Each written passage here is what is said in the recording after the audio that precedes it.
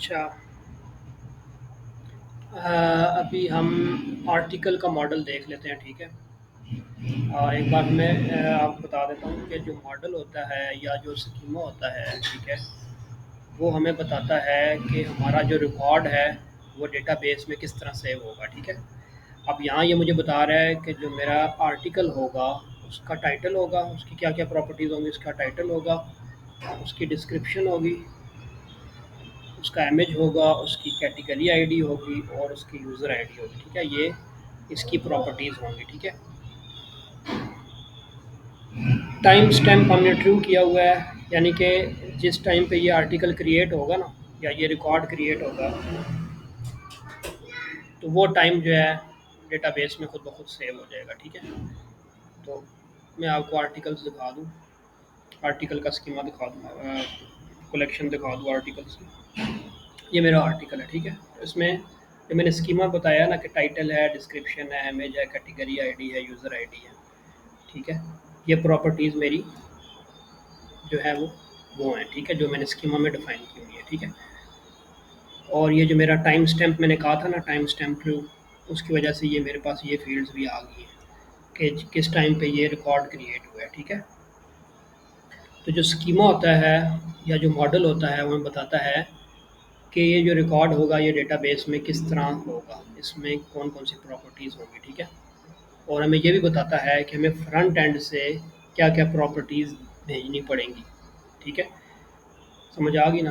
अब ये जो मेरा आर्टिकल है ना, इसमें मुझे फ्रंट एंड से लाज़मी जो है title, description, image, category ID और यूज़र आईडी, ये मुझे चीज़ें भेजनी पड़ेंगी, ठीक है? अगर मैं आपको अपना पोस्टमैन दिखा दूँ, तो ये आर्टिकल है मेरा, ऐड आर्टिकल, ठीक है? तो देखो इसमें मैं title, description, category ID, image ID, ठीक है, ये भेज रहा हूँ, ठीक है।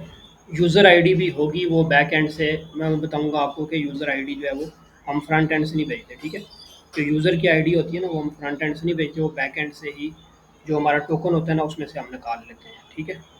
तो जब हम रिकॉर्ड सेव कराएंगे ना, ठीक है, तो उसमें ये सारी चीज़ें हमारे पास होंगी, ठीक है। टाइटल, डिस्क्रिप्शन, कैटेगरी आईडी और यूज़र आईडी जो है हम टोकन से उठाते हैं, ठीक है, ये याद रखना। यूज़र आईडी हम सेव कराएँगे लेकिन हम टोकन से उठाएँगे, ठीक है। वो कैसे उठाते हैं हम अगली वीडियो में देखेंगे, ठीक है। तो अब हम इसको ज़रा देख लेते हैं। देखो ये टाइटल जो है हमारा स्ट्रिंग होगा और रिक्वायर्ड ट्रू है कि ये लाज़मी होना चाहिए, फ्रंट एंड से हमें लाज़मी भेजना पड़ेगा, ठीक है। डिस्क्रिप्शन जो है ये भी रिक्वायर्ड ट्रू है। उसके बाद इमेज है, इमेज जो है ये स्ट्रिंग है, ठीक है। तो इसको हमने रिक्वायर्ड ट्रू नहीं भेजा ना, तो किया ना, तो ये हम ना भी भेजें तो तब भी जो है आर्टिकल हमारा क्रिएट हो जाएगा, ठीक है। कैटेगरी आईडी जो है ये इसकी टाइप जो है ऑब्जेक्ट आईडी है, ठीक है। ऑब्जेक्ट आईडी क्या होती है? ऑब्जेक्ट आईडी ये जो है ना आईडी, देखो कैटेगरी जो है वो किस फॉर्म में सेव हुई है, वो आईडी के फॉर्म में सेव हुई है, ठीक है। इसलिए हमने कहा है उसको कि इसकी जो टाइप है वो ऑब्जेक्ट आईडी होगी, ठीक है। और रेफर कैटेगरी को कर रही है, ठीक है, कैटेगरीज टेबल को, ठीक है। रेफर किसको कर रही है? कैटेगरी को, ठीक है, कैटेगरीज टेबल को रेफर कर रही है, ठीक है। तो और यहाँ पे यूज़र आईडी जो है वो हमारी यूज़र टेबल को रेफ़र कर रही है, ठीक है। क्योंकि जो है ना हम आईडी सेव कराते हैं, ठीक है, हम पूरे का पूरा यूज़र या पूरी की पूरी कैटेगरी नहीं सेव कराएँगे, हम उनकी आईडी सेव कराते हैं, ठीक है। तो यहाँ पे देख लो आप कि ये मेरे पास कैटेगरी आईडी सेव हुई है और यहाँ पे यूज़र आईडी है, ठीक है। अब मैंने देखना है कि ये इस आईडी ये किस कैटेगरी की आईडी है, तो मुझे कैटेगरीज़ के टेबल में जाके देखना पड़ेगा, ठीक है। तो यहाँ से मैं देखूँ ये कैटेगरी आईडी क्या 2B0 है ना, तो कैटेगरीज़ में जाके मैं ये देखो ये 2B0 है, ये वाली आईडी है, यानी मेरी जो कैटेगरी है वो ये वाली कैटेगरी है, ठीक है। और इसी तरह हम जो है वो यूज़र को भी देख सकते हैं, ठीक है। यूज़र की आईडी लेके हम यूज़र्स के टेबल में देखेंगे। अभी मेरे पास यहाँ पे यूज़र का टेबल है नहीं है, लेकिन रेफरेंस का ये मतलब होता है कि ये जो आईडी है ये किसी दूसरे टेबल को रेफ़र कर रही है, ठीक है। आपने अगर इसको जाके देखना है तो किसी दूसरे टेबल में जाके देखना है, ठीक है। यहाँ पे अगर यूज़र का टेबल है तो यूज़र के टेबल में यानी ये जो आईडी होगी इसका जो यूज़र है वो यूज़र के टेबल में पड़ा होगा, ठीक है। ये कैटेगरी आईडी जो होगा, ये जो रिकॉर्ड होगा ये कैटेगरी के टेबल में पड़ा होगा, ठीक है। तो रेफरेंस का ये मतलब होता है। इसका भी टाइम स्टैम्प ट्रू है कि जब ये आर्टिकल क्रिएट होगा तो ये हमारे पास क्रिएटेड ऐट और अपडेटेड ऐट की वैल्यू खुद ब खुद सेव हो जाएगी, ठीक है, डेटाबेस में। और इसी तरह हमारे पास कैटेगरी को अगर हम देख लें, ठीक है, तो कैटेगरी का जो स्कीमा है उसमें उसका भी नेम है, उसकी डिस्क्रिप्शन है, ठीक है। और देखो रिक्वायर्ड ट्रू नहीं है ना, तो अगर ना भी भेजे ना फ्रंट एंड से हम, तो ये हमारा सेव हो जाएगा, ठीक है। अच्छा, यूज़र आईडी जो है हमारे पास, अगेन वही, इसकी टाइप ऑब्जेक्ट आईडी है, और रेफरेंस जो ये किसको कर रही है, यूज़र्स को रेफ़र कर रही है, यानी कि ये आईडी जो है, इसका जो यूज़र है वो कहाँ पड़ा हुआ है, यूज़र्स में पड़ा हुआ है, ठीक है।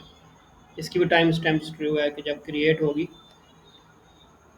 तो उस वो जिस टाइम क्रिएट हो रही है तो हमें वो टाइम जो है डेटाबेस में सेव हो जाएगा, ठीक है। इसी तरह ये कमिट का मॉडल है, ठीक है। इसका भी जो है वो देख लो, टाइप स्ट्रिंग है, रिक्वायर्ड ट्रू है। और स्टेटस देखो ज़रा, स्टेटस हमारे पास इसका ई नम जो है वो 3 ई नम्स है, ठीक है, ये बड़ी इंपॉर्टेंट चीज़ है। स्टेटस का जो हमारा, हमें हम इसका जो इसकी जो वैल्यू हो सकती है वो या तो पेंडिंग होगी, या अप्रूव्ड होगी, या रिजेक्टेड होगी, ठीक है। ये 3 वैल्यूज़ इसकी हो सकती हैं, इसके अलावा इसकी वैल्यू नहीं हो सकती, ठीक है। क्योंकि यहाँ पे हमने ई नम दे दिया। ई नम का ये होता ही मतलब ये है कि ये जो स्टेटस होगा इसकी 3 ही वैल्यू होंगी, इसके अलावा और इसकी कोई और वैल्यू नहीं हो सकती, ठीक है। डिफ़ॉल्ट क्या होगी, पेंडिंग होगी।